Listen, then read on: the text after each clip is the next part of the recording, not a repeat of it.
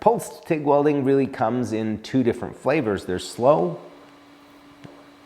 and fast. Now there are several settings that you've got to know about, and we're going to break all that down, but I'm going to make it easy for you, I promise. And by the end of this video, you're going to know exactly where to use pulse and what settings to use in each application. So first off, what is pulsed TIG welding? Well, it's basically moving between a high and a low amperage over and over again. So right here, I can manually pulse with the foot pedal, just going between a high amperage and a low amperage. And honestly, you can manually pulse like this, and it's not a bad technique around some pretty tight tubing when you need a reposition. However, often you want to automate this so you get a more uniform pulse, and most modern inverter TIG welders will let you do this. Also, by using the pulser, you can run faster than you could realistically do with the foot pedal, and then it runs and looks a lot like DC, except with a really tight arc cone and lower heat input. So it can be really beneficial. All right, here we are at the board. We're talking about settings. Looks complicated. I promise it's not too bad. So this blue part is a chart. You have amperage here and time. And this orange part, remember, when we're running pulsed TIG, we're just jumping between a high and a low amperage, just as if you were pressing that pedal on and off and on and off a little bit. It's automatically doing that, so it just goes between a high and a low setting.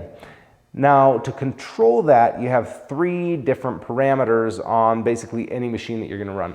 You have your background amps, that's how low it drops down to, and that's going to be a percentage of the overall peak. You have your duty cycle or your peak time, that's how long it's at the peak amperage as a percentage of the overall cycle, right? So is it just popping up real quick and back and hanging out at the low, or is it hanging out up there and then just dropping low real quick?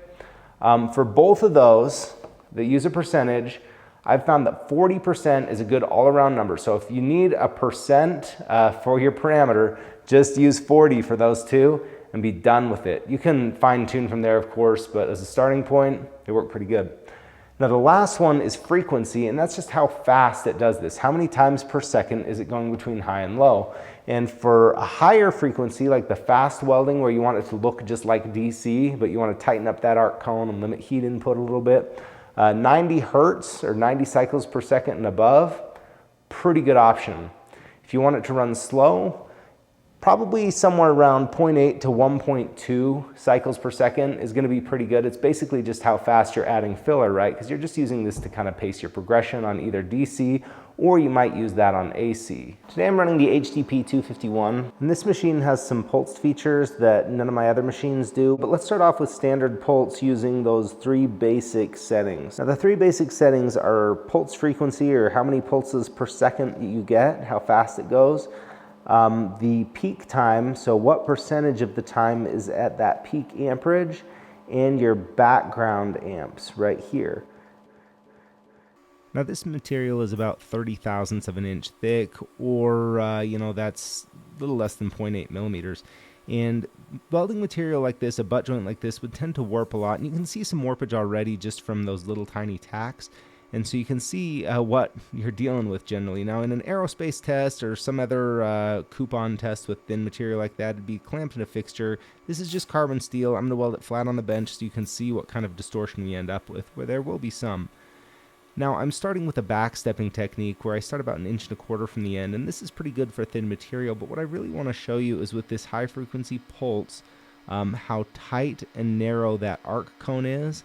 And it's also going to reduce my heat input, so I can weld along here as though it were much thicker metal. It feels thicker than it actually is, and you can see how that bead lays in nice and clean. And here in my last segment, there's just not a ton of distortion. So this is a pretty good option. Now let's try some aluminum. And when you're welding aluminum on AC, there's really no reason to run a high frequency pulse, so this will be an example of a low frequency pulse, right around 1 pulse per second. And this is a really good option for autogenous outside corner joints. That just means outside corners without any filler metal.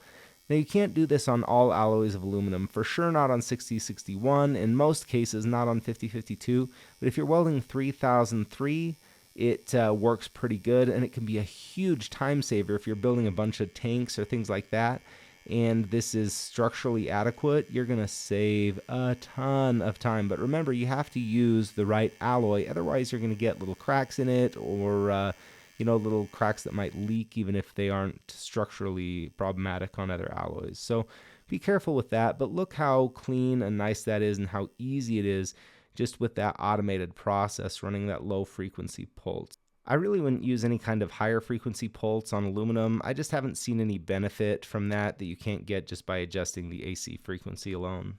Let's just take a quick look at the double pulse feature that this machine has. I think it's an interesting little piece of technology that lets you set both a high and low speed pulse. So here I'm welding on some box cutter blades. These aren't particularly difficult to weld. It's honestly a pretty good little skill drill if you are learning to TIG weld. But putting on the pulser, and especially double pulse here, just puts everything on easy mode. So it paces my progression with that double pulse. I just move to the leading edge of the puddle every time it pulses low, and that high frequency pulse just narrows up that arc cone and controls my heat input and lets me keep a nice steady bead all the way along. So you can imagine how useful that would be if you were running a lot of thin parts or welding on titanium or other heat sensitive materials. So anyway, just something pretty cool, I thought. Hey, thanks for tuning in today. If you enjoyed this or learned something, let me know by hitting that thumbs up below or leaving me a comment. And be sure to check out the description if you're interested in learning faster in my online courses. We'll see you next time.